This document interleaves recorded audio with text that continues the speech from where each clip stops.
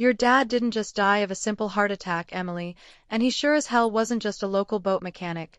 The government erased his real life, and that heavy gold ring you're holding right now is going to get you killed if you aren't careful, my Uncle Joe whispered to me in the kitchen, his hands shaking violently as he stared at the old signet ring I had just pulled from my father's jacket pocket. I didn't listen to his warning. I put the ring on anyway. And that is exactly how I ended up freezing the blood of the Queen of England. My name is Captain Emily Carter, and I am a 39-year-old officer serving in the United States Marine Corps. The year was 2023, and I was attending a highly exclusive NATO military reception hosted at Windsor Castle.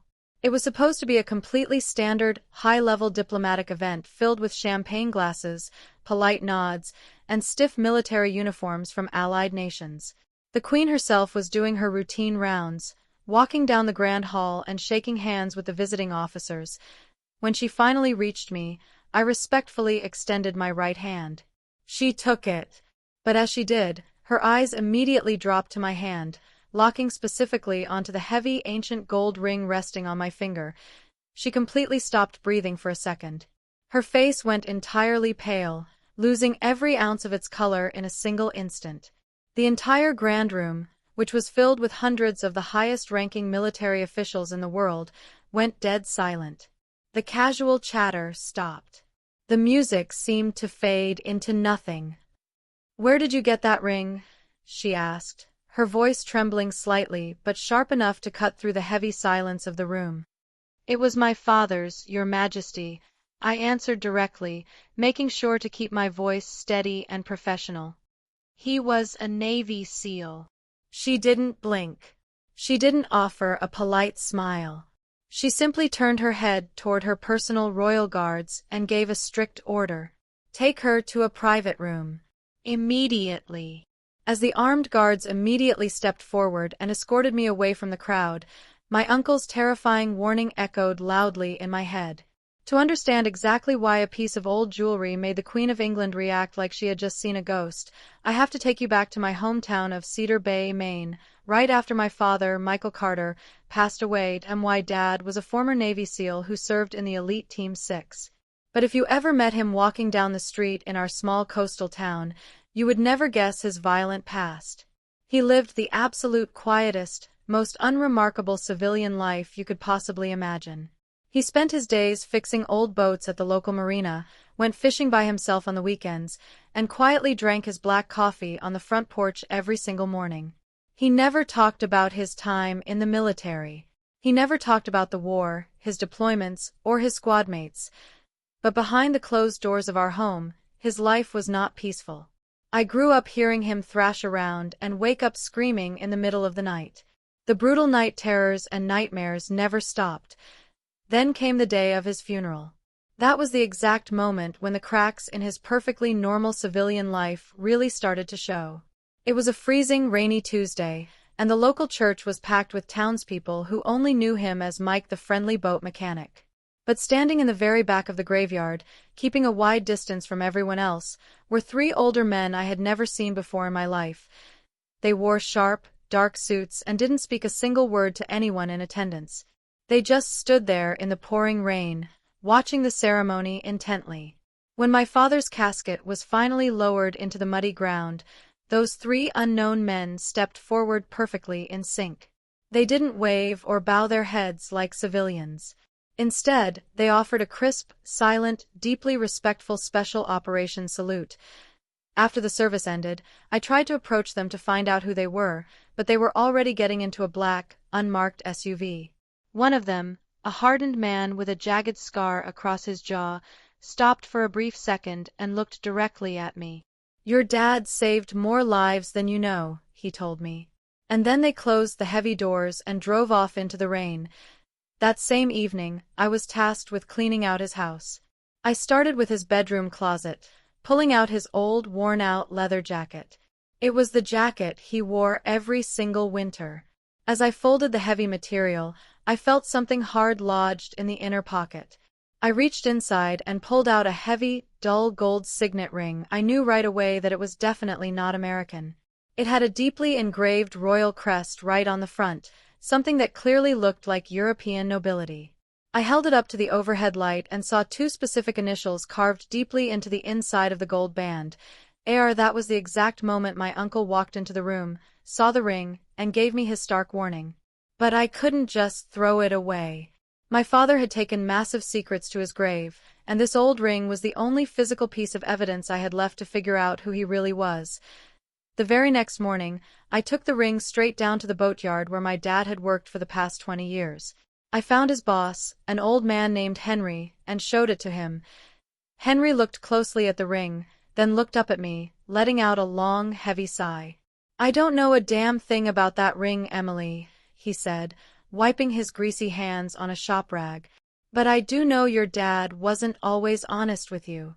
Do you remember when he completely disappeared for 8 months back in 1991? I frowned, confused by the question. "He told me he was out in California, doing some specialized training for the Navy," I replied.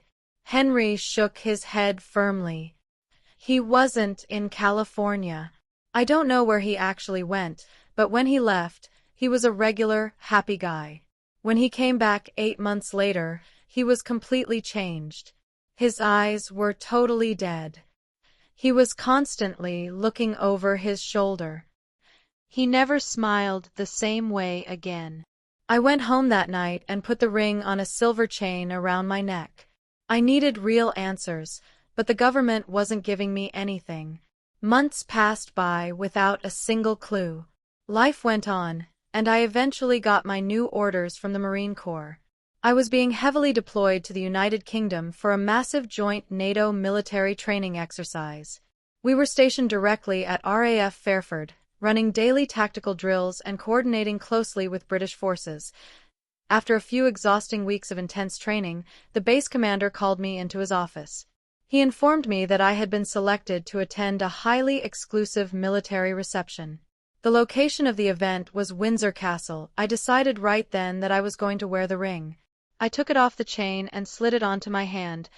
And that brings us right back to the Grand Hall, the moment the Queen stared at the gold crest, and the royal guards escorting me away. They walked me deep into a secluded private wing of the castle and opened a heavy oak door. The Queen walked into the private room, but she wasn't alone. Behind her was a sharp-looking man in a tailored suit who introduced himself as an agent from MI6. "We need to know how you got the personal ring of Sir Alexander Reeves," the MI6 agent said. He was a British intelligence officer who died in a classified 1991 mission called Operation Night Lantern. The heavy oak door slammed shut behind me, cutting off the classical music and the polite chatter of the reception outside. I stood at attention in the center of the private room. It was an old study, smelling of lemon polish and ancient books, with dark wood paneling and a massive fireplace that was currently unlit.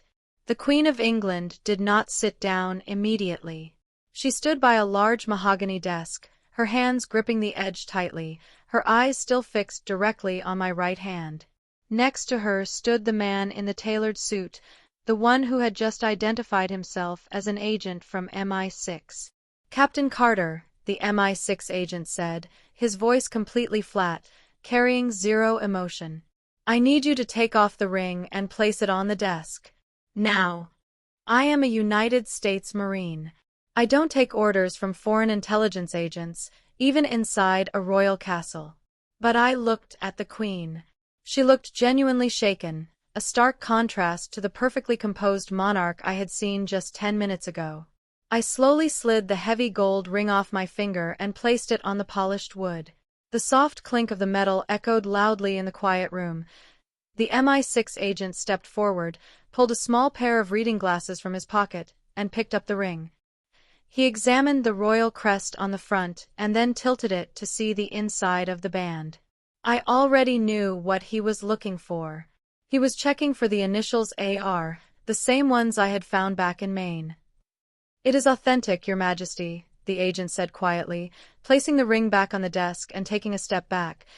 The Queen finally let out a long breath and sat down heavily in a leather armchair. She looked at me, her expression a mix of sorrow and intense curiosity. "Captain Carter," she said, her voice softer now but still commanding. "The man from whom you received this ring. You said he was your father? Yes, ma'am, I replied, keeping my posture rigid. Michael Carter. He was a senior chief in the United States Navy, assigned to SEAL Team 6. He passed away recently in our hometown of Cedar Bay, Maine. The MI6 agent crossed his arms over his chest. Captain, the ring you just placed on this desk belonged to a man named Sir Alexander Reeves. He was one of our most decorated British intelligence officers, operating during the final days of the Cold War. He was killed in action during a highly classified mission in 1991. That mission was called Operation Night Lantern. The year 1991 hit me like a physical punch to the gut. It was the exact same year my dad's old boss, Henry, told me about. The year my father completely vanished for 8 months and came back a permanently changed, haunted man. I kept my face blank, but my mind was racing. With all due respect, sir, I said, looking directly at the intelligence agent. My father's service record states he was running training evolutions in California during that time. How exactly does a British intelligence officer's personal signet ring end up hidden inside a boat mechanic's leather jacket in Maine? The agent looked at the Queen. She gave a single, almost imperceptible nod. He turned back to me, his face grim. Because the official service records are completely fabricated, Captain. Operation Night Lantern was completely off the books. It took place deep inside the borders of Belarus, right as the Soviet Union was collapsing into total chaos. It was a completely unstable environment. Our government had received credible intelligence regarding a massive cache of loose weapons and compromised Allied assets. Sir Alexander Reeves was leading an elite British spy team to secure the area and extract high-value targets.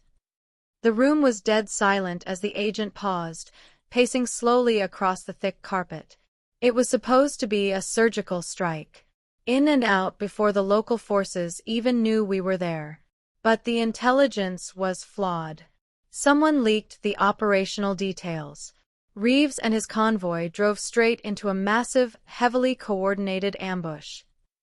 Who ambushed them? I asked, my voice steady, though my heart was pounding. 40 heavily armed Russian Special Forces operators. The MI6 agent answered, his eyes locking onto mine. It was a slaughter. The Russians hit the British convoy with rocket-propelled grenades in the middle of a dense, frozen forest. The primary extraction helicopter was shot down almost immediately. All long-range communications and radios were completely destroyed in the initial blast. Reeves and his surviving men were completely cut off, surrounded by 40 elite killers in the freezing snow, and they were rapidly running out of ammunition. They were about to be overrun and captured. I swallowed hard, imagining the brutal scene. Where does my father come in? At that exact same time, a highly classified covert United States Navy SEAL unit was operating completely undetected in the same region, the agent explained, his tone shifting to one of deep respect. They were conducting a separate, unrelated reconnaissance mission. The commander of that secret SEAL unit was your father, Michael Carter. I felt a cold chill run down my spine. The image of my quiet dad, drinking his morning coffee on our porch, violently clashed with the picture of a covert SEAL team commander deep behind enemy lines in a collapsing Soviet state. Your father's unit intercepted the short-range distress calls from the British team, the agent continued. They knew exactly what was happening. They also knew that intervening would directly violate their primary mission parameters. Engaging Russian special forces on Soviet soil during the collapse of the empire could have triggered an international incident of catastrophic proportions. Their orders were to remain completely invisible and extract themselves from the country. But he didn't leave, I said softly, already knowing the answer. No, he did not. The Queen spoke up, her voice thick with emotion. He made a choice. Your father deliberately ignored his exfiltration orders, the MI6 agent said. He gathered his men. He led 5 Navy SEALs directly into the kill zone to rescue our stranded intelligence officers. For 3 hours, Your father and his 5 men engaged 40 Russian Special Forces operators in a brutal, close-quarters firefight in the middle of a snowy forest. I closed my eyes for a fraction of a second, the heavy weight of the agent's words sinking in. 3 hours. 6 Americans against 40 Russians in the freezing cold. The sheer violence and desperation of that kind of battle was unimaginable. It explained the nightmares. It explained why my father used to wake up screaming, thrashing against invisible enemies in the dark. He had lived through pure hell, and he had carried it entirely alone for the rest of his life. They managed to break the siege, the agent said, his voice dropping an octave. Your father's tactical execution was flawless. They punched a hole right through the Russian lines and managed to extract the surviving British spies from the burning convoy. But the cost was incredibly high. During the intense extraction process, Sir Alexander Reeves was mortally wounded by enemy fire. The Queen looked down at her hands, her face tight with grief. The agent walked back over to the desk and pointed at the gold ring. Reeves knew he was not going to make it out of that forest alive, the agent said quietly. As he lay bleeding in the snow, surrounded by the chaos of the firefight, he pulled that exact ring off his finger. He handed it directly to your father. He gave him one final, desperate order before he died. What did he say? I asked, my voice barely above a whisper. He looked your father in the eyes and told him, "Take this ring back to England if we fail," the agent recited. It was a message, a proof of life and a proof of death, a symbol that the mission was compromised, but that the men fought to the absolute bitter end. Your father took the ring, promised to deliver it, and then he and his SEALs successfully dragged the remaining British survivors miles through the frozen wilderness to a secondary extraction point. He saved their lives. I stood there, completely stunned by the magnitude of what I was hearing. My father, the local boat mechanic who complained about the price of fishing bait and watched bad television on the weekends, had single-handedly prevented the annihilation of a British intelligence team and fought off a Russian strike force. He was a genuine, undisputed hero. He had done exactly what the mysterious scarred man at the funeral had told me. He had saved more lives than I could possibly know. But as I processed the overwhelming pride and shock, a dark, sharp question pierced through my thoughts. If my father did all of this, if he pulled off one of the greatest joint rescue operations in modern military history, why was it completely erased? Why did he spend the rest of his life hiding in a small coastal town, burying his past in an old leather jacket? If everything you are telling me is the truth, I said, my voice hardening as I looked between the MI6 agent and the Queen. If my father and his men saved your spies and secured the extraction, then why did he never deliver the ring? Why did he hide it for 30 years? And why does his official military record say absolutely nothing about Operation Night Lantern? The MI6 agent did not answer immediately. He looked away, his jaw tightening. The Queen closed her eyes, letting out a heavy, tired sigh that seemed to carry decades of guilt. Because, Captain Carter, the MI6 agent finally said, looking back at me with a dark, deeply serious expression, when your father and the survivors finally made it back to the Allied base, they were not greeted as heroes. They were betrayed. Betrayed. I repeated the word out loud, my voice echoing slightly in the large, quiet study of Windsor Castle. What exactly do you mean betrayed? By who? The MI6 agent looked at the Queen before turning his attention back to me. By your own intelligence community, Captain Carter. Specifically, by a CIA officer who was stationed at the Allied extraction base in Germany. His name was General Victor Langford. I knew that name instantly. Every military officer in the United States knew that name. Victor Langford was a legendary, almost mythical figure in the intelligence and defense world. He was currently a highly decorated general, a former national security advisor, and universally celebrated as an undisputed war hero. Langford? I asked, shaking my head in total disbelief. What does General Victor Langford have to do with my father? In 1991, Langford was a mid-level CIA operative assigned to monitor the collapsing Soviet territories, the agent explained, crossing the room to stand near the unlit fireplace. When your father's heavily damaged SEAL team crossed the border carrying our surviving British spies, it created an absolute diplomatic nightmare. An unauthorized, highly classified U.S. Navy SEAL team had just engaged and killed dozens of Russian Special Forces operators deep inside Soviet territory. If the truth got out, it could have triggered a massive international conflict. The political fallout would have been catastrophic. The Queen spoke up, her voice steady but laced with decades of regret. The governments of the United States and the United Kingdom, along with NATO command, needed a cover story to prevent a geopolitical disaster. And they needed it immediately.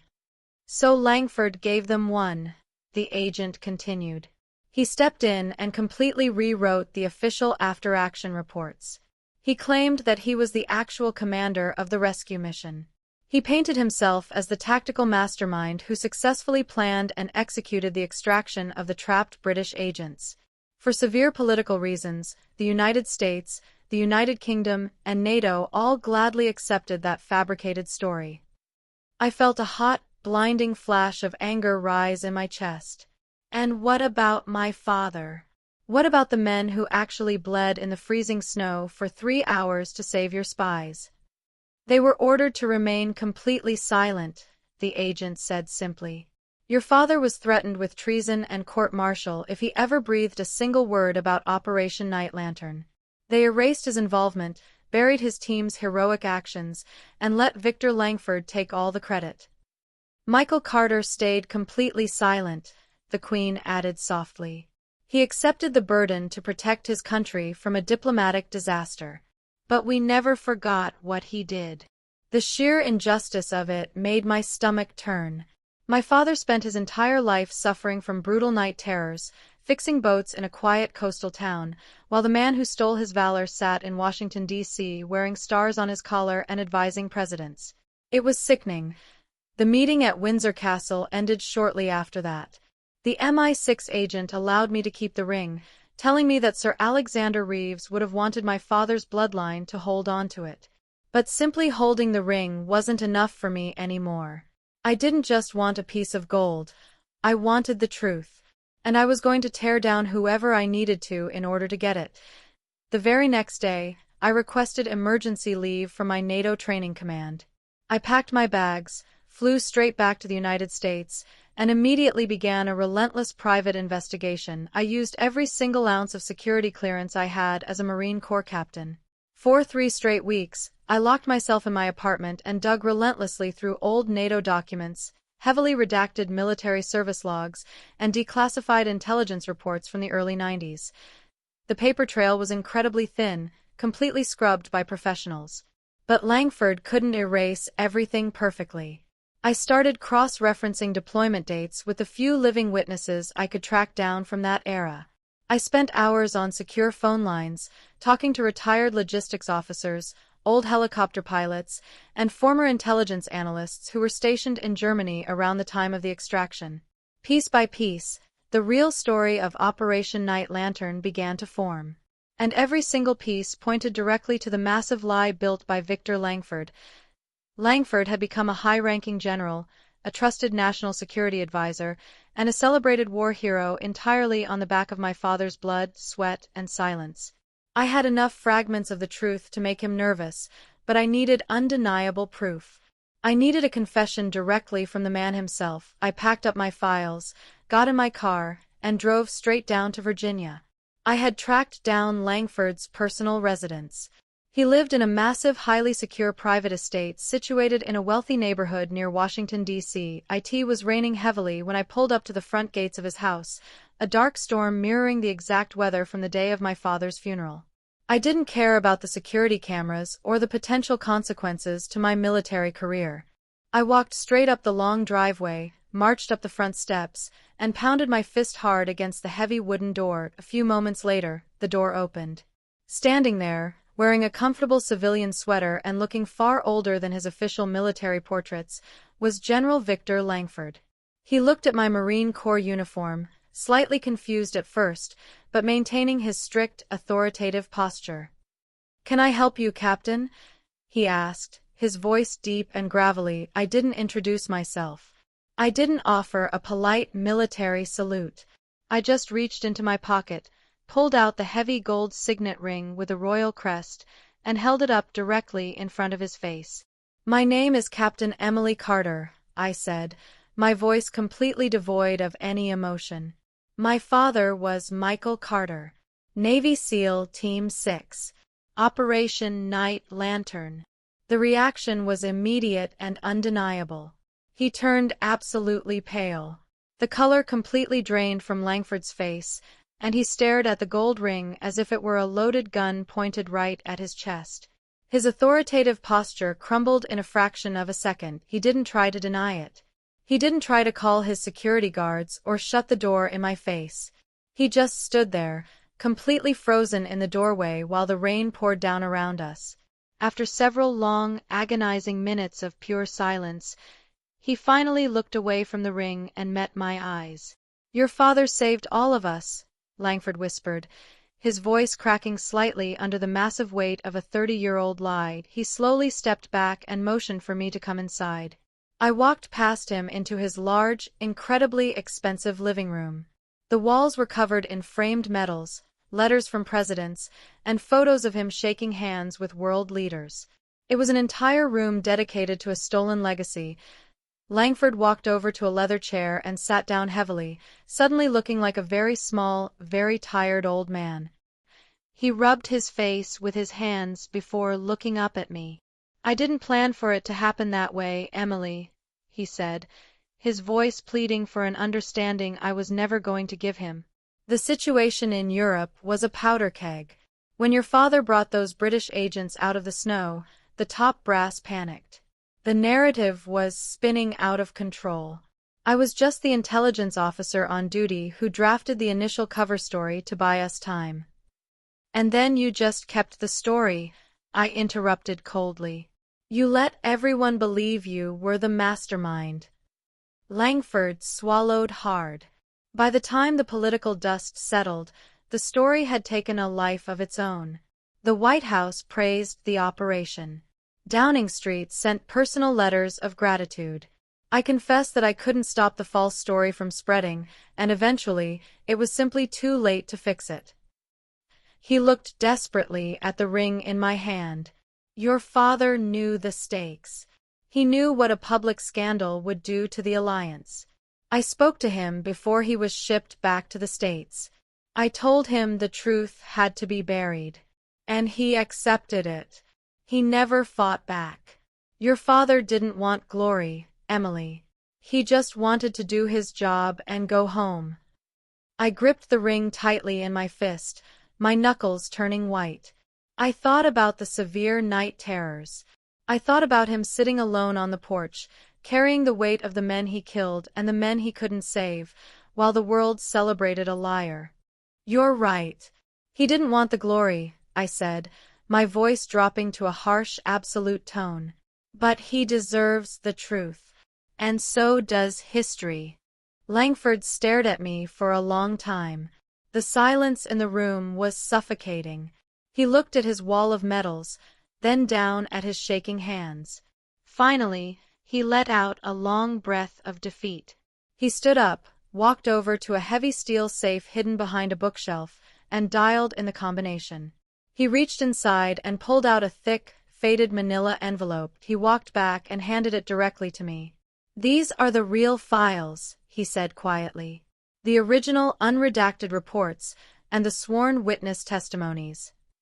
I walked out of General Victor Langford's massive, expensive estate, clutching the heavy manila envelope against my chest like it was a lifeline.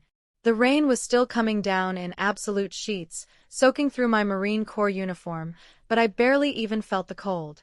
I got into the driver's seat of my rental car, slammed the door shut, and locked it. The interior of the car was completely silent except for the heavy drumming of the rain against the windshield. My hands were shaking uncontrollably as I turned on the small overhead cabin light and placed the thick envelope on the passenger seat. I stared at it for a long moment, Inside that faded brown paper was the absolute truth about my father, a truth that had been buried alive for more than 3 decades. I tore the envelope open. The smell of old, stale paper and deeply aged ink filled the small space of my car. I pulled out a massive stack of heavily classified, unredacted military documents, original field reports, and handwritten tactical maps. There were no thick black lines crossing out the names. There were no fabricated cover stories. This was the raw, unfiltered aftermath of Operation Night Lantern. The very first document I read was a sworn, signed testimony from one of the surviving British MI6 intelligence officers. As I read the typewritten words, the horrific reality of that day in 1991 played out in my mind like a violent movie. The British team had been completely compromised deep inside Belarus, exactly as the agent at Windsor Castle had told me. But the written details were far more brutal than a simple summary. The testimony described the exact moment their convoy was hit by rocket-propelled grenades, flipping their armored vehicles into the freezing snow and instantly killing their drivers. It described the sheer, paralyzing terror of realizing they were completely surrounded by 40 elite Russian Special Forces operators who were heavily armed and moving in for a total slaughter. Their primary extraction helicopter was blown out of the sky before it even had a chance to hover, and every single long-range radio they had was smashed to pieces in the initial ambush. They were trapped, bleeding, and waiting to die. And then, I turned the page and read the exact moment my father entered the battle. The British survivor wrote about how the snowy tree line suddenly erupted in highly coordinated, devastating suppressive fire. It wasn't a massive army that came to save them. It was just Michael Carter and 5 United States Navy SEALs. I read through the handwritten tactical logs that detailed the 3-hour firefight. 3 hours!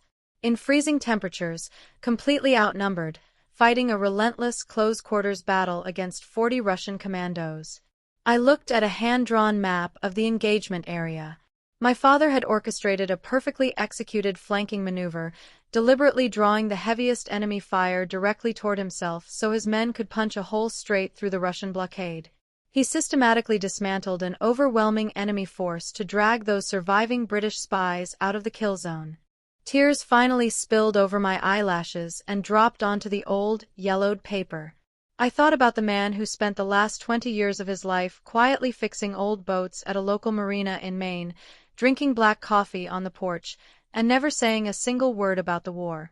I thought about the severe night terrors that caused him to wake up violently screaming in the dark. He had literally walked into hell, fought the devil, and then came home to live the life of an ordinary, invisible mechanic. He carried the heavy, traumatic ghosts of that snowy forest entirely by himself so that the world wouldn't have to deal with the political fallout. I kept digging through the files and found the original medical evacuation report. It detailed exactly how Sir Alexander Reeves, the British intelligence officer, had been mortally wounded during the final push to the secondary extraction point. There was a transcribed quote from a medic who witnessed Reeves' final moments. The medic swore under oath that as Reeves lay dying, he pulled his royal gold signet ring off his finger, pressed it firmly into my father's bloody hand, and gave him one final command: "Take this ring back to England if we fail." The final stack of papers in the envelope made my blood boil with a level of anger I had never felt before in my entire life. They were the administrative drafts written by Victor Langford. I could physically see the exact moments where Langford had used a pen to cross out my father's name, Senior Chief Michael Carter, and write his own name over it. I read the subsequent memos from high-ranking officials in the United States, the United Kingdom, and NATO. They all explicitly acknowledged that Langford's story was a complete fabrication, but they uniformly agreed to accept the lie because the geopolitical reality of American forces killing Russian operatives inside the Soviet Union was simply too dangerous to admit. They essentially traded my father's heroic legacy for a convenient political cover story, allowing Langford to build an entire career, eventually becoming a general and a national security advisor, off of stolen valor. I didn't sleep that night. I drove straight from Langford's estate in Virginia directly to the Pentagon. I arrived just as the sun was starting to rise over Washington, D.C. I didn't care about the chain of command, and I didn't care if I was going to be court-martialed for bypassing my immediate superiors. I used my high-level security clearance to get inside the building and walked directly into the office of the Naval Inspector General. When the admiral on duty asked me what the hell a Marine Corps captain was doing barging into his office unannounced, I didn't say a word. I simply unzipped my bag, pulled out the thick stack of unredacted 1991 documents, the sworn testimonies, the tactical maps, and the gold signet ring, and dropped them all heavily onto the center of his mahogany desk. "My name is Captain Emily Carter," I told him, standing at strict attention. "And I am here to report a 30-year-old crime committed by General Victor Langford against the United States Navy, the British intelligence community, and my father." The admiral was furious at first, but as soon as he picked up the first unredacted report and saw the classified night lantern operational codes, his face went completely white.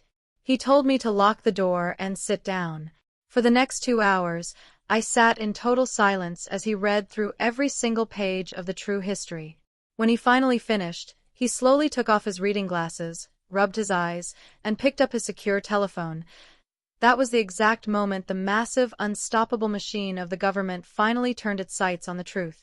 Within 48 hours, an official, highly classified joint investigation was formally opened. Because the documents implicated both American military personnel and British intelligence officers, the United States and the United Kingdom had to cooperate completely to untangle the massive lie. The fallout was immediate, terrifying, and completely kept out of the public eye. General Victor Langford was quietly but forcefully stripped of his advisory positions. The high-ranking politicians and intelligence directors who had protected his fabricated story for decades were suddenly scrambling to save their own careers. 4 weeks, I was pulled into endless, grueling closed-door hearings in secure, windowless rooms in Washington and London. I had to testify in front of joint military committees, presenting the ring and the documents over and over again. They scrutinized every single detail, desperately trying to find a flaw in the evidence, but the original paperwork Langford had hidden away was absolutely bulletproof. Through it all, I never wavered. I didn't back down when powerful men in expensive suits tried to intimidate me into letting the issue go quietly. I was fighting for the quiet boat mechanic from Maine who never asked for a single piece of glory. I was fighting for the man who saved dozens of lives and accepted a life of silent nightmares just to protect his country. And as the joint investigation finally reached its undeniable conclusion, the governments of 2 powerful nations realized they had a massive, historic debt to pay. Getting an official investigation opened was only the first step of a very long and exhausting war.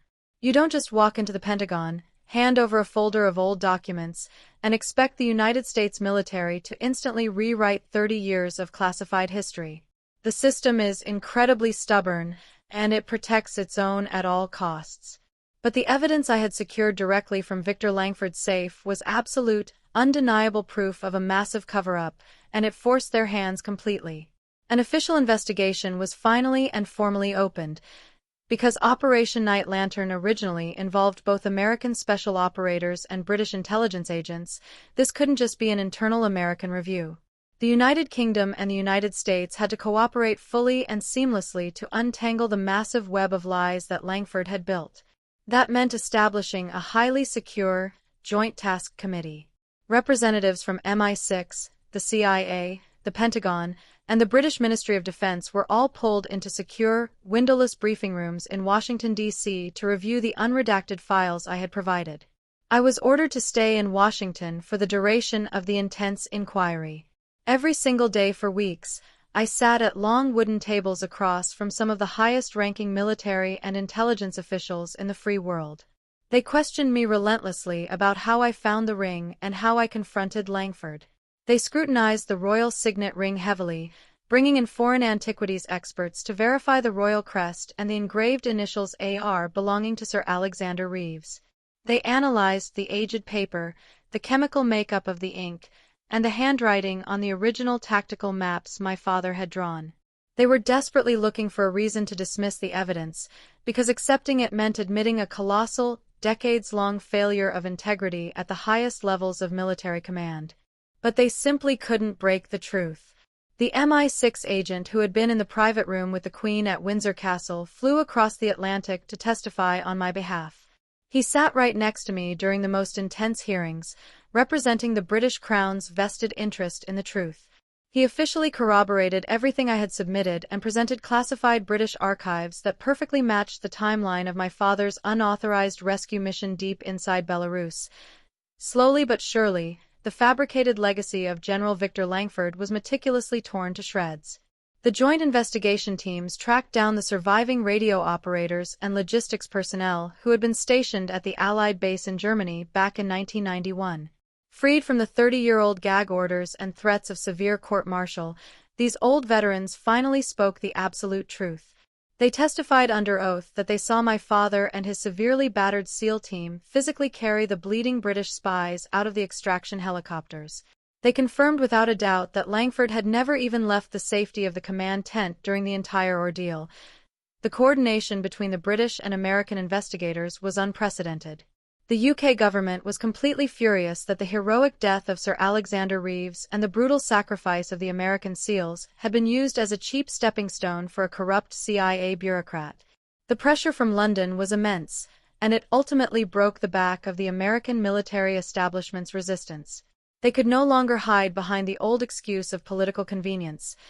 After nearly 3 months of grueling, closed-door testimonies, the Joint Committee reached a unanimous, undeniable verdict. The official historical record of Operation Night Lantern was going to be completely rewritten to reflect the absolute truth. General Victor Langford's name was permanently scrubbed from the operational logs, his security clearances were permanently revoked, and he was quietly forced into complete disgrace, stripped of his advisory roles and his stolen honor. But punishing Langford wasn't the primary goal for me. I didn't care about his ruin, I only cared about my father's vindication. And that vindication finally came on a quiet Tuesday morning, exactly the same kind of rainy Tuesday as the day of my father's funeral back in Maine. I was called into the office of the Secretary of the Navy. He was a stern, uncompromising man who had spent his entire life in the military. When I walked into his spacious office, he didn't sit behind his desk. He stood right in the center of the room, holding a heavily embossed leather folder. He looked at me with a level of deep, profound respect that I had never before seen from a superior officer. "Captain Carter," the secretary said, his voice thick with emotion.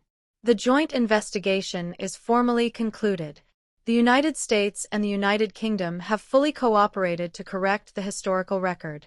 Your father's official service file has been completely restored. Every single disciplinary threat, every redacted page, and every fabricated cover story has been completely destroyed." I stood at strict attention, my heart pounding heavily against my ribs.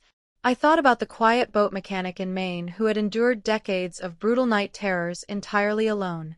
I thought about the heavy burden he carried every single day, never once asking for a single word of thanks or recognition. The secretary opened the leather folder and looked down at the official document. Senior Chief Michael Carter led 5 men into an unsurvivable ambush, fought off 40 elite Russian operatives, and successfully extracted our British allies. He demonstrated a level of extreme combat valor and selfless sacrifice that represents the absolute highest traditions of the United States Naval Service. Because of his actions, and because of your relentless pursuit of the truth, it has been officially decided. Michael Carter is going to be posthumously awarded the Navy Cross. The words hit me like a massive physical wave of relief. The Navy Cross is the second highest military decoration that can be awarded to a member of the United States Navy, awarded only for extraordinary heroism in combat. It was the ultimate, undeniable proof that my father was exactly who I always hoped he was. The United States government was finally, officially recognizing him as a true hero. "It is a profound tragedy that he is not here to receive this himself," the secretary continued, closing the folder carefully and handing it directly to me. "We failed him in life, Captain Carter. But we will not fail him in death. His name will be permanently etched into the history of naval special warfare. The men he saved, the legacy he protected, and the honor he displayed will never be erased again." I took the heavy folder from his hands. For the first time since I had found that ancient gold ring hidden in his closet, I felt the massive, suffocating weight finally lift off my shoulders. The intense fight was over. The truth had won. My father's name was completely cleared, and the quiet, unassuming man from Cedar Bay, Maine, was finally going to get the profound respect he had been denied for over 30 years. The secretary then informed me that this would not be a quiet, backroom paper transaction. The Navy Cross is a symbol of immense national pride, and they were going to do it right. They were already organizing a major, formal ceremony to present the medal. It was going to be a moment of absolute honor, bringing together the people who actually mattered in my father's life and military career. As I walked out of the Pentagon that morning, the rain had stopped, and the sun was breaking through the heavy gray clouds over Washington, D.C. I held the official proclamation tightly against my side. I still had the heavy gold signet ring on a silver chain around my neck, resting securely against my collarbone. It had started as a terrifying mystery that froze the blood of the Queen of England, but it had ended as the absolute salvation of my father's legacy. Now, all that was left was to bring him home, to stand among his brothers, and to finally give him the hero's farewell he always deserved. The official ceremony didn't happen in Washington, D.C., and it certainly wasn't held in some stuffy, closed-door boardroom at the Pentagon. It happened exactly where it was supposed to happen. The honorary ceremony took place at the Naval Special Warfare Center in Coronado, California. This is the absolute heart of the SEAL community, the exact place where my father had forged himself into the warrior he eventually became.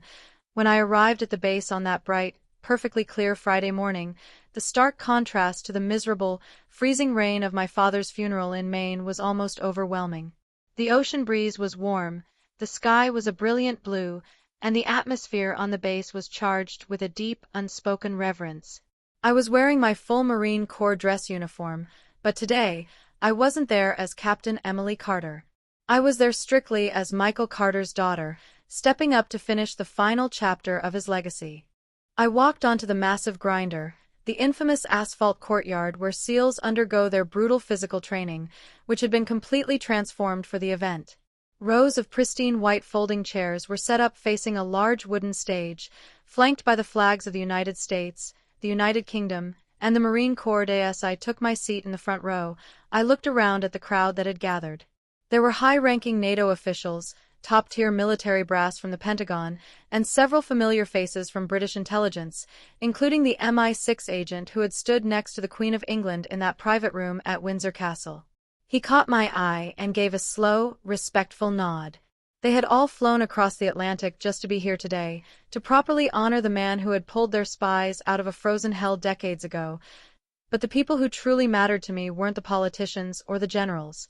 They were the men sitting in the reserved section just to my right. They were the old Navy SEALs, the surviving members of my father's covert unit, the exact same men who had stood in the pouring rain at the back of the graveyard in Maine. I immediately recognized the hardened veteran with the jagged scar across his jaw, the one who had stopped me after the funeral to tell me that my dad had saved more lives than I knew. Today, they weren't hiding in the shadows or wearing unmarked black suits. They were wearing their full dress uniforms, their chests covered in a massive array of combat ribbons and unredacted warfare pins. For the first time in over 30 years, they didn't have to pretend that Operation Night Lantern never happened. They were finally allowed to exist as the heroes they actually were. The ceremony began with the sharp, synchronized movements of the Navy Honor Guard presenting the colors. The base commander, a hardened two-star admiral who had personally served in naval special warfare for his entire career, stepped up to the wooden podium. He adjusted the microphone, looking out over the silent crowd, and he didn't waste any time with standard political pleasantries. He went straight to the raw, unfiltered truth. For over 3 decades, the official historical record of the United States Navy contained a massive, deliberate void. The admiral's deep voice boomed across the sunny courtyard, echoing off the surrounding concrete buildings. A void created by political fear and maintained by silence. But today, because of the relentless determination of one Marine, we are here to violently correct that record. We are here to talk about a ghost. We are here to talk about Senior Chief Michael Carter. The Admiral paused, gripping the edges of the podium as he looked directly at the row of surviving SEALs, and then at me. In 1991, deep inside the hostile borders of Belarus during the total collapse of the Soviet Union, Senior Chief Carter was commanding a highly classified reconnaissance unit. During that mission, A separate convoy carrying elite British MI6 operatives was heavily ambushed, surrounded, and facing complete annihilation. They were trapped by 40 elite Russian Special Forces operators. They had no radio support, no extraction helicopter, and zero hope of survival. The entire courtyard was dead silent. You could hear the distant waves crashing against the Coronado beach, but nobody in the crowd moved a single muscle. The sheer gravity of the true story was finally hitting the light of day. Senior Chief Carter's strict orders were to remain completely invisible, to avoid all contact, and to exfiltrate his team safely, the Admiral continued, his voice rising with intense, raw pride. But Michael Carter refused to let Allied men die in the snow. He completely ignored his exfiltration orders. He led his 5 Navy SEALs directly into the kill zone, initiating a brutal close-quarters firefight against an overwhelming enemy force that lasted for 3 agonizing hours. Through flawless tactical execution and unimaginable personal courage, Carter and his men shattered the Russian blockade, dragged the surviving British agents out of the burning wreckage, and carried them miles through the freezing wilderness to safety. The Admiral looked directly at me, his eyes shining with unshed emotion. Michael Carter accepted zero credit for this historic rescue. He accepted a lifetime of total silence to protect the diplomatic integrity of his nation. He lived a quiet life, bearing the heavy, traumatic scars of that snowy forest entirely on his own. But the truth always demands the light. And today, the United States Navy officially recognizes that truth. The Admiral stepped back from the podium as a young Navy lieutenant marched forward, carrying a pristine wooden presentation box. "Captain Emily Carter, please report to the stage," the Admiral ordered. I stood up, my legs feeling slightly numb, and walked up the short wooden steps to the center of the stage. I faced the crowd, my posture perfectly rigid, but my heart was threatening to beat right out of my chest. The Admiral read the official unredacted citation out loud, detailing every single heroic action my father took during Operation Night Lantern. When he finished reading, he opened the wooden box.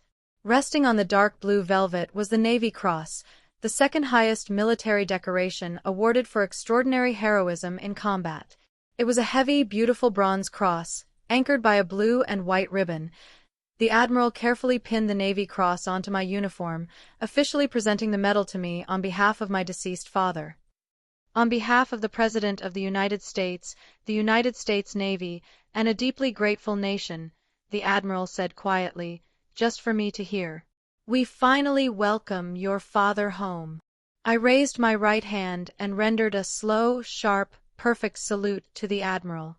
When I turned back to face the crowd, an incredible thing happened. There was no polite golf tournament clapping. Instead, every single person in that courtyard stood up. The old Navy SEALs in the front row snapped to attention and threw up a crisp, unified salute, exactly like they had done at my father's grave. The NATO officials stood at attention. The British MI6 agent stood and bowed his head deeply in total respect. I stood there on that stage, feeling the warm California sun on my face and the heavy weight of the Navy Cross on my chest, and I finally let the tears fall freely down my cheeks. My dad wasn't just the quiet guy who fixed boats at the local marina in Cedar Bay anymore. The world finally knew exactly who Michael Carter was. The massive, suffocating lie that had haunted our family for 30 years was completely dead, buried right alongside the corrupt career of General Victor Langford. After the formal ceremony concluded, the crowd slowly began to disperse into smaller groups, moving toward the reception area for drinks and handshakes. I walked down from the stage, and the first people to approach me were the 3 surviving SEALs from my father's unit. The man with the jagged scar walked up to me, his eyes entirely red, and he didn't bother with a formal salute this time. He just reached out and pulled me into a massive, bone-crushing hug. "You did it, kid," he whispered gruffly, his voice cracking with decades of buried emotion. "You actually did it. You gave him his name back." "He earned it," I replied, stepping back and looking at the 3 men who had bled in the snow right next to him. "He never stopped fighting for you guys." "And we never stopped thinking about him," another SEAL added, placing a heavy hand on my shoulder. Your dad was the best of us, Emily. We just had to live with the fact that nobody else was ever allowed to know that. Until you kicked the damn door down. The MI6 agent walked over next, standing tall and offering his hand. Captain Carter, he said with a genuine, warm smile. On behalf of the British Crown, and specifically on behalf of the family of Sir Alexander Reeves, thank you. You not only restored your father's honor, but you allowed the true sacrifice of our intelligence officers to be officially recognized. The Queen sends her absolute deepest regards. I reached into my pocket, my fingers brushing against the heavy gold signet ring that had started this entire massive journey. I pulled it out and looked at the ancient royal crest shining in the sunlight. I had brought the ring with me, fully intending to hand it over to the MI6 agent today. It belonged to the British government. It belonged to the Reeves family. I held the gold ring out toward the British agent. Sir Alexander Reeves gave this to my father and told him to take it back to England if they failed, I said quietly. They didn't fail. But I think it's finally time for this ring to go home. But the MI6 agent didn't take it. He looked at the ring, then looked back up at me, shaking his head slowly. Keep it, Captain, the agent said, his voice filled with absolute certainty. Sir Alexander gave it to your father as a symbol of ultimate trust between warriors. Your father earned the right to hold it, and you earned the right to keep it. As far as the British government is concerned, that ring belongs to the Carter family now. Let it be a permanent reminder of exactly what your family is made of. The flight from California back to the East Coast gave me a lot of time to think. I had just stood on a massive stage at the Naval Special Warfare Center in Coronado, surrounded by admirals, NATO officials, and British MI6 agents. I had accepted the Navy Cross on behalf of my father, completely destroying a 30-year-old political lie constructed by General Victor Langford. But as my rental car finally crossed the town line back into Cedar Bay, Maine, all of that massive global scale seemed to just fade away. Cedar Bay was exactly the same as I had left it. It is a quiet, unremarkable coastal town where people mind their own business and the biggest news is usually about the weather or the fishing season. Driving down the main street, looking at the familiar old storefronts, the local diner, and the gray ocean water hitting the docks, it felt completely surreal. For my entire life, I thought this town was just a boring place where my dad chose to settle down.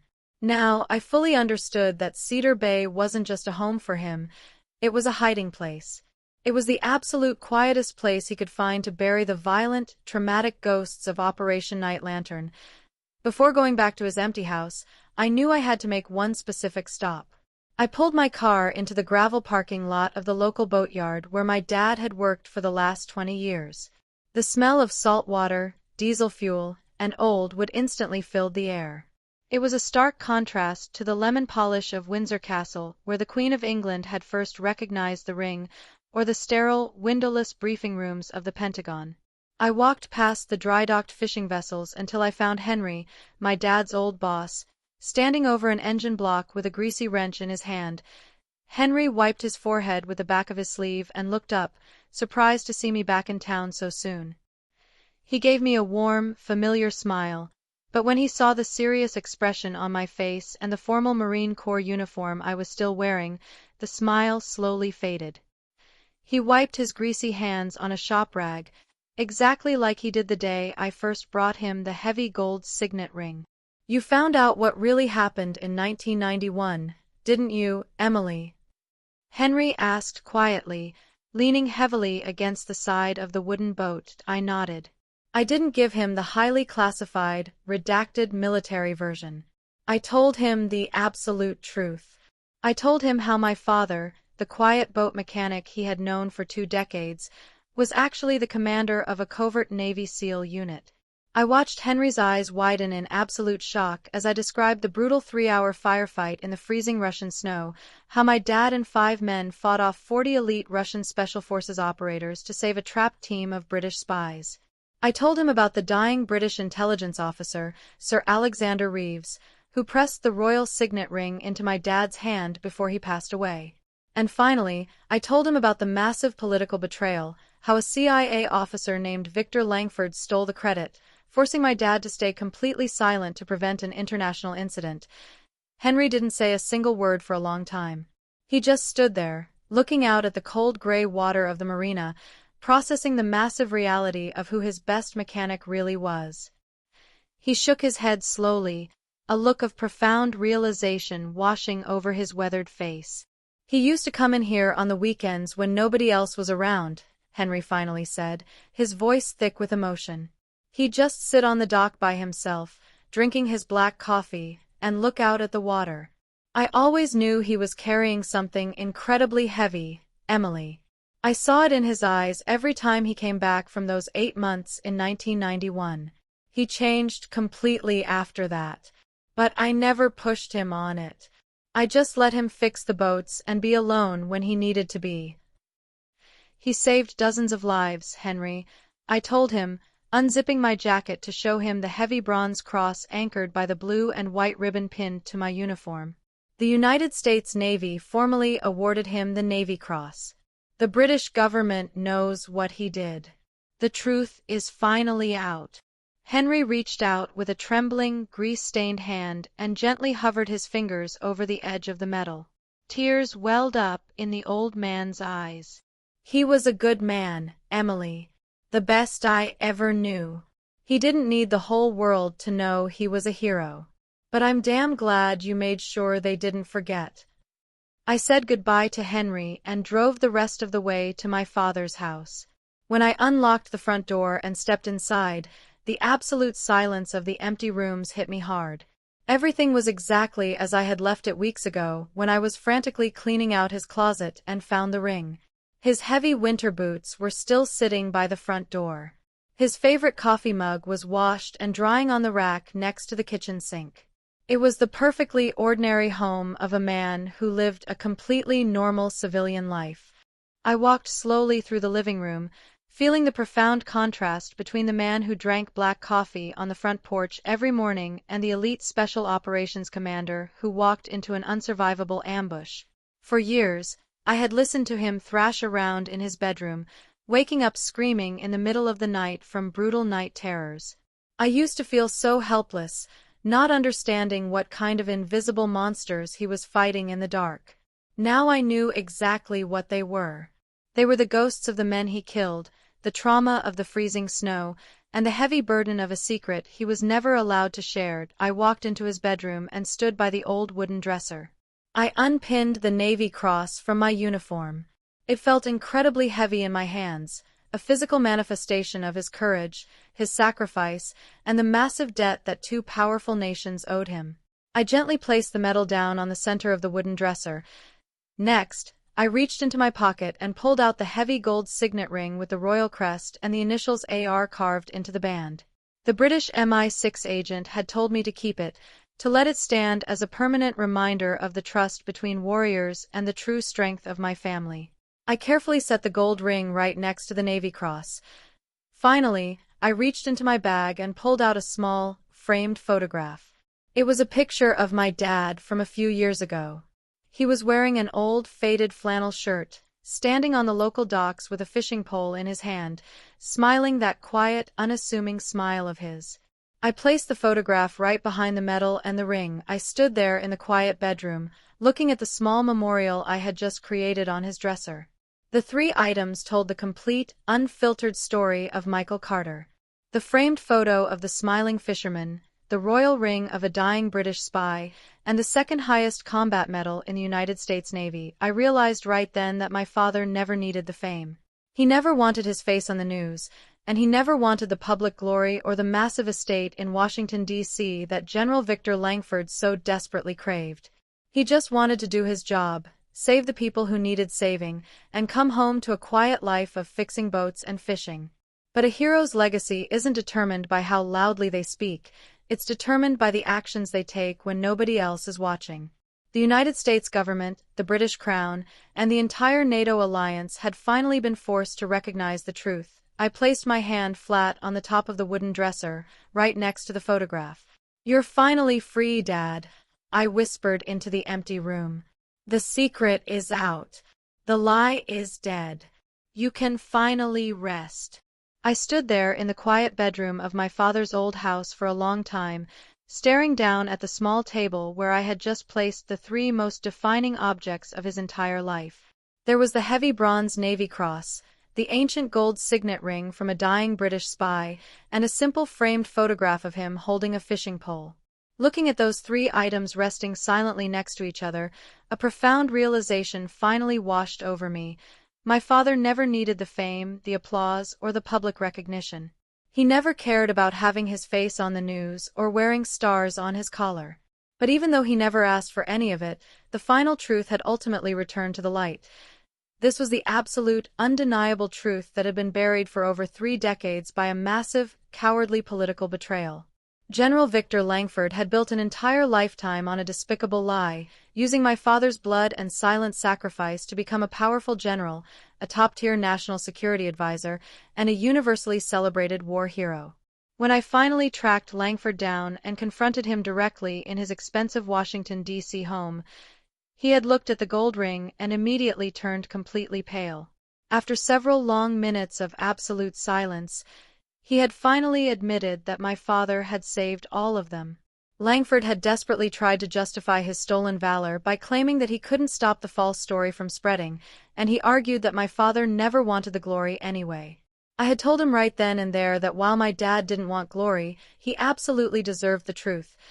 Because I refused to back down, Langford had finally handed over the original, unredacted reports and the sworn witness testimonies. That single manila envelope had triggered an unstoppable chain reaction of justice. A massive, official investigation was immediately opened, forcing the United States and the United Kingdom to cooperate fully to correct the historical record. The massive lie was permanently torn down, the history books were rewritten, and my father was posthumously awarded the Navy Cross for his unimaginable bravery in combat. I had just returned from the Naval Special Warfare Center in Coronado, where I stood on a massive wooden stage surrounded by old Navy SEALs, MI6 agents, and NATO officials to formally accept that medal on his behalf. As I let my hand drop from the wooden dresser, I remembered the exact moment this massive journey had started. I remembered cleaning out this very house after his mysterious funeral, pulling his old leather jacket out of the closet, and finding the ancient signet ring hidden deep inside the pocket. It hadn't looked like standard American military gear. It was clearly a piece of European nobility, heavily engraved with a royal crest and the initials AR. I remembered taking it down to the local boatyard, where his old boss told me about my dad's unexplained 8-month disappearance in 1991, and how he had come back completely changed, his eyes dead and permanently haunted. At the time, I thought I was just looking into a minor discrepancy in his official service record. I had absolutely no idea that I was about to unravel a massive international military conspiracy. The investigation had taken me all the way to a highly exclusive military reception at Windsor Castle, where I was attending a NATO training event. I will never forget the exact moment when the Queen of England looked down at my hand, saw that exact same gold ring, and immediately went completely pale. The entire grand room had gone dead silent as she asked me where I got it, and when I told her it belonged to my Navy SEAL father, she instantly ordered her royal guards to take me into a private room. That was the exact moment my ordinary life as a Marine Corps captain ended, and the violent, classified reality of Operation Night Lantern began. Inside that private room, standing next to a British MI6 agent, I had finally learned the horrifying reality of what really happened during the total collapse of the Soviet Union. A team of British spies had been heavily ambushed, surrounded by 40 elite Russian Special Forces operators, and were waiting to die in the freezing snow after their extraction helicopter was shot down and their radios were completely destroyed. My father, commanding a covert Navy SEAL unit nearby, had completely ignored his strict orders to remain invisible. He led 5 men into an absolute slaughter, fighting a brutal, close-quarters battle in the snowy forest for 3 agonizing hours just to break the siege and drag those trapped spies to safety. It was during that desperate, bloody escape that the British intelligence officer, Sir Alexander Reeves, had been mortally wounded. As he lay dying in the freezing mud, he pressed that royal signet ring into my father's hand and gave him one final, desperate order, to take the ring back to England if they failed. They didn't fail. They survived against impossible odds. But because of the corrupt political ambitions of General Victor Langford and the fear of an international incident, the truth was deliberately buried, and my father was forced to carry the traumatic ghosts of that snowy forest entirely alone for the rest of his civilian life. I turned away from the dresser and walked out of the bedroom, making my way out to the back porch of the house.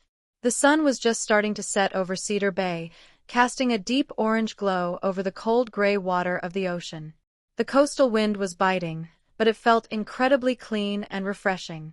I leaned against the wooden railing, looking out at the exact same view my father had stared at every single morning while drinking his black coffee. For my entire life, I had watched him fight invisible enemies in the dark.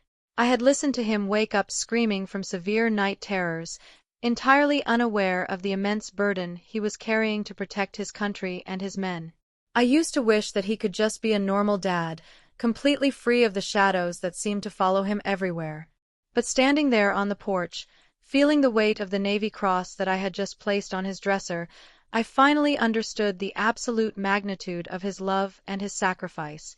He absorbed all of that pain, all of that trauma, and all of that political betrayal so that the men he saved could go home to their own families. The United States Navy and the British Crown had finally spoken his name out loud. The old SEALs who had bled in the snow with him were finally allowed to talk about their fallen brother. The family of Sir Alexander Reeves finally knew the name of the American operator who had stayed with their son in his final moments. The world had been forced to recognize the unmatched valor of Senior Chief Michael Carter. I took a deep breath of the salty ocean air and closed my eyes, feeling a profound, absolute sense of peace settle over my heart. The massive global conspiracy, the pristine halls of Windsor Castle, the sterile briefing rooms of the Pentagon, and the stolen legacy of a corrupt general all felt like a million miles away. All that was left was the quiet, steady sound of the waves crashing against the Maine coastline. The mission was officially over. The final truth had completely returned. And my father, the greatest hero I will ever know, could finally rest in peace.